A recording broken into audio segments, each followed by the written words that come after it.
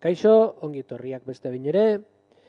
Gaur kontan, 5. bideo hontan, bi kontzeptu berri ikusiko ditugu. Zirkunferentzia eta zirkulua.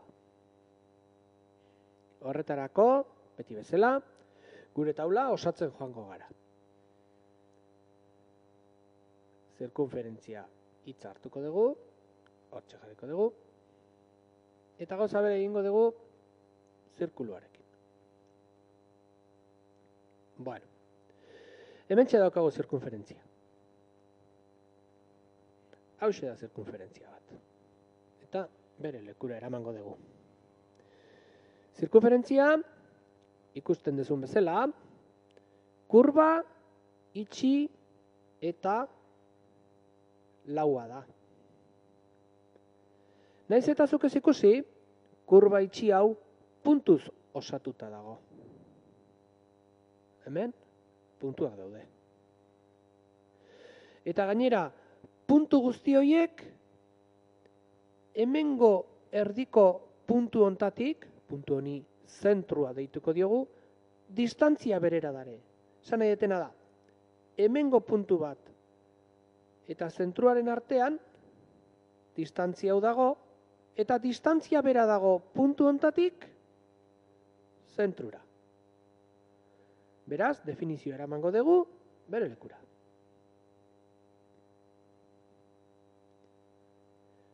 Zirkunferentzia,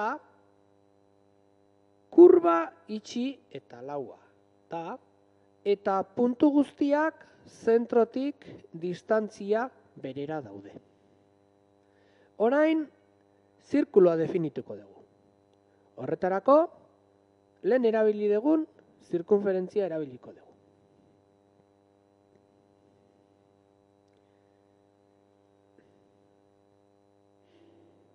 Bueno, hementxe daukagu lehen erabili dugun zirkunferentzia. Eta orain, definizioa eramango dugu bere lekura. Eta irakurri egingo dugu. Zirkulua da zirkunferentziak eta haren barnealdeak osatzen duen figura. Zirkulu hau margotu egingo dugu eta hortxe daukagu zirkulua. Alde batetik zirkunferentzia marra urdina eta bestaldetik bere barnealdea. Horixe da zirkulua.